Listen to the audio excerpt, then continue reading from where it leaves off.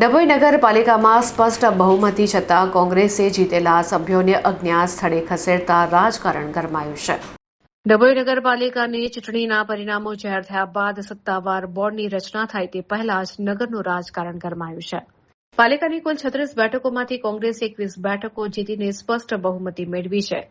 ભાજપને 15 બેઠકો મળી છે. જોકે આ જીત બાદ કોંગ્રેસમાં તોડજોડની રાજનીતિનો ફાળો પેસતા પક્ષે પોતાના આશરે 12 જેટલા વિજેતા સભ્યોને તાત્કાલિક અસરથી અજ્ઞાત સ્થળે ખસેડ્યા છે. કોંગ્રેસના આ પગલા પાછળ 2015નો કડવો અનુભવ જવાબદાર મનાય છે. તે સમયે 36માંથી 28 બેઠકોની તોતિંગ બહુમતી હોવા છતાં આંતરિક ખેંચતાણ અને સભ્યોના પક્ષાંતરને કારણે કોંગ્રેસનું બોર્ડ અઢી વર્ષમાં જ અસ્થિર થયું હતું. આ વખતે ઇતિહાસનું પુનરાવર્તન ન થાય અને સત્તા સુરક્ષિત રહે તે હેતુથી કોંગ્રેસે રિસોર્ટ પોલિટિક્સનો સહારો લીધો છે.